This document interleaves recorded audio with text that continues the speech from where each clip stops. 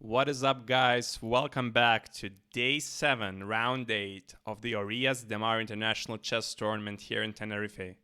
My name is Titus Tromavicius. I'm a Grandmaster, and I want to share my experiences and games with you from the event. So after a big win yesterday, I closed in on the lead a little bit. I was behind, I believe, 5 people yesterday, and now there's only one person ahead of me in points.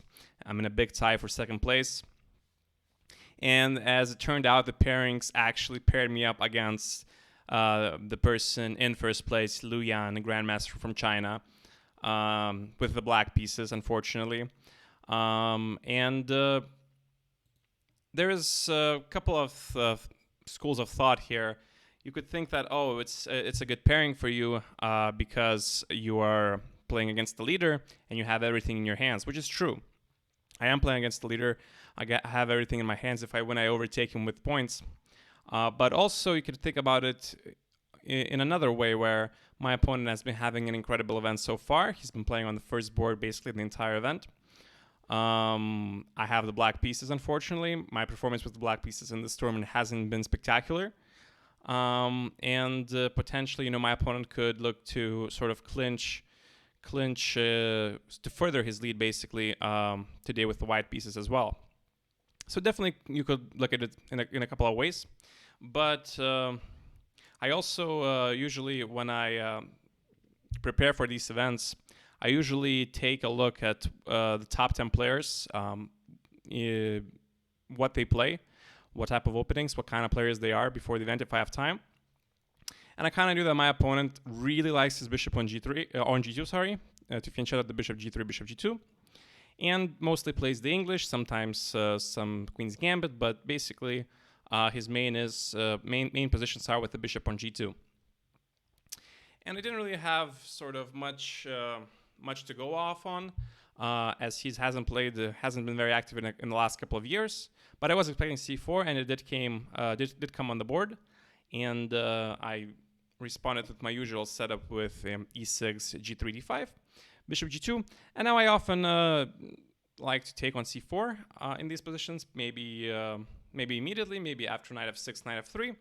But today I decided to be a little bit less predictable and surprise my opponent a bit and play bishop e7, castles, and basically allow my opponent to transpose to a Catalan with d4.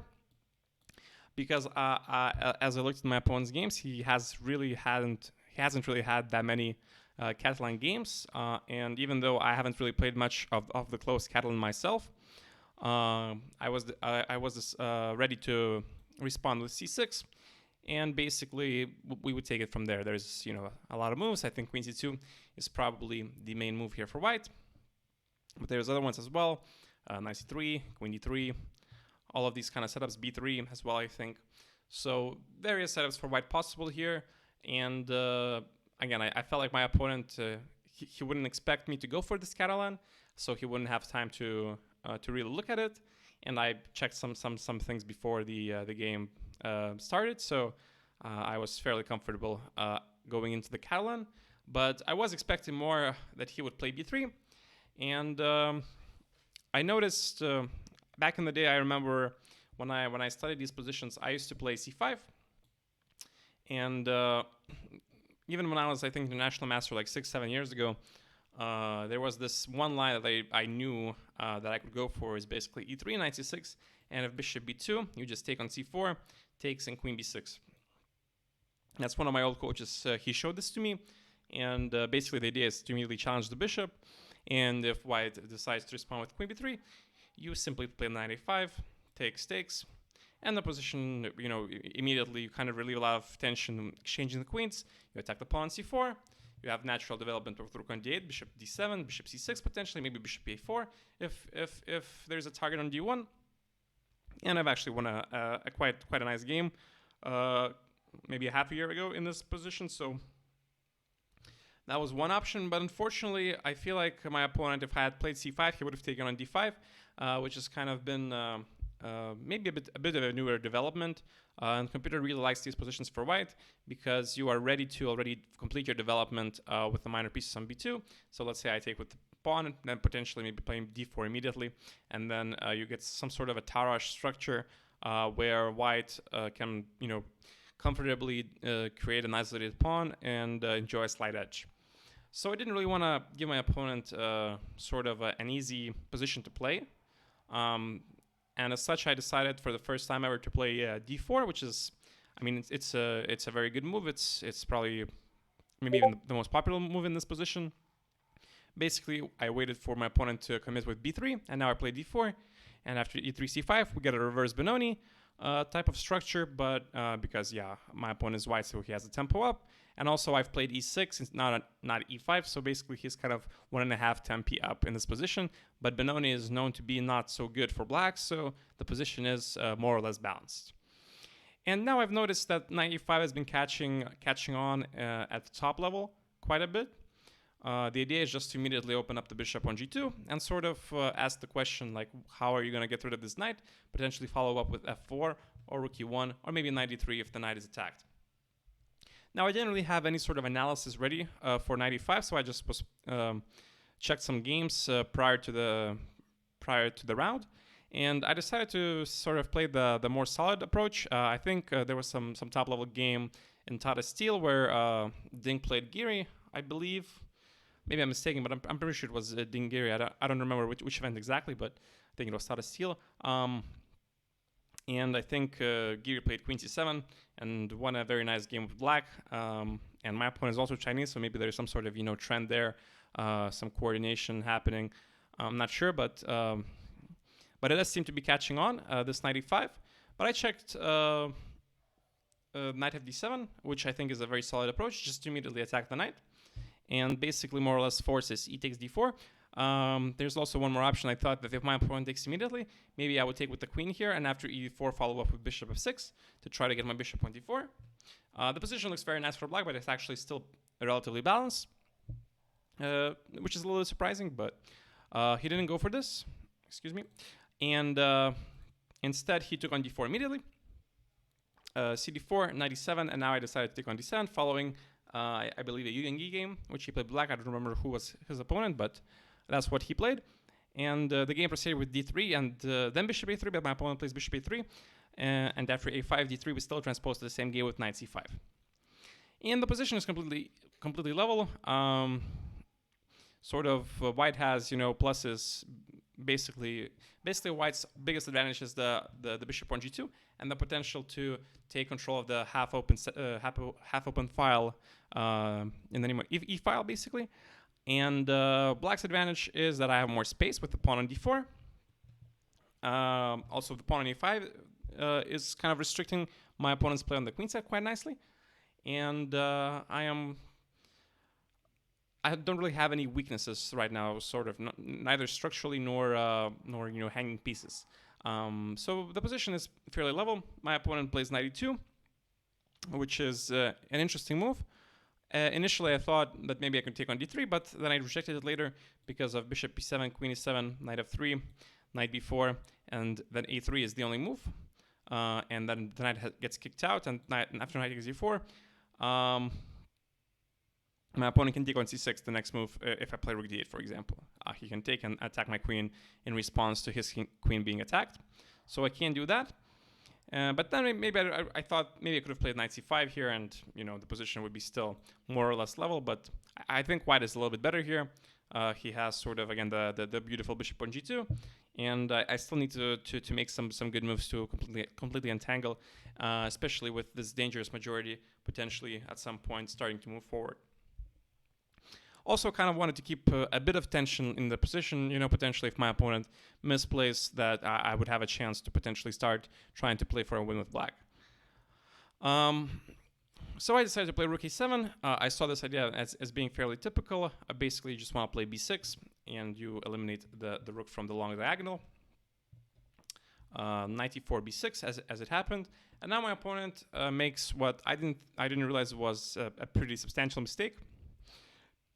He decides to take on c5, and computer hates this move completely. And it's again, when you see the evaluation, when you see what the computer suggests, it makes complete sense. During the game, it didn't even come to my mind. Basically, I mean, I was considering b takes c5, which is the best move, which I didn't play. But basically, the idea is that you're just gonna quickly expand on the king side, basically. More or less, that's the simple idea. Like the queen side is completely locked, and for example, knight e2, f5, f4, g5, for example, and this position is, according to the computer, very good for black, which makes sense against once you see it. Even like the rook is perfectly sort of placed to potentially come to g7 and continue the initiative. And after b takes c5, I would have had a large advantage, 2 bishops. If I saw this plan to expand on the king side, the game could have definitely shifted in a different direction. But it just shows like how complex these sort of middle game positions are in the Benoni, that my opponent plays bishop takes c5. Like, it seems like he trades his sort of misplaced bishop, which you often want to trade in the Benoni, but because it transposes the structure in black's favor and gives him sort of enough time to expand on the king side aggressively, it was a big mistake. But unfortunately, yeah, I didn't realize this at the game during the game, and I took back with the bishop on c5, basically asking if he wants to trade more pieces or not. My opponent plays f4. I try to consolidate with queen e7, queen h5, bishop b4. I decided that I should probably get my bishop out of the way of his knight, so to not let my opponent decide if he wants to take or not, basically. Eliminate that choice from my opponent's hands, and also conserve my 2 bishops. Rook f2, I think, was also not maybe the best move, but after a4, I was really hoping that my opponent wouldn't take on a4, because I felt like if he doesn't take on a4, I will get control of the a file. Let's say, for example, he plays something like this, then I would just take, maybe play rook a5 to kick the queen out, back, and after queen e2, I could maybe just play bishop d7 or something, or b7, I don't know which one's better, but let's say d7, for example, and then try to play on the open a file, and potentially, I think my opponent's counterplay on the king side is very difficult to sort of get going. And I would have liked my position quite a bit. So I think my opponent pretty understandably and pretty smartly decides to take on a4. And after rook a5, queen e2, rook a4, he gets this weak pawn on e2, which sounds like a big issue. But also, my pawn on b6 is also not very strong. So basically, what my opponent is trying to do is, he created a weakness for himself, but to compensate that, he created a weakness in my side of the board. And the position should be, again, maybe slightly better because black has 2 bishops, so maybe slightly better for black, but at the same time, very, very solid, very, very sort of close to equality.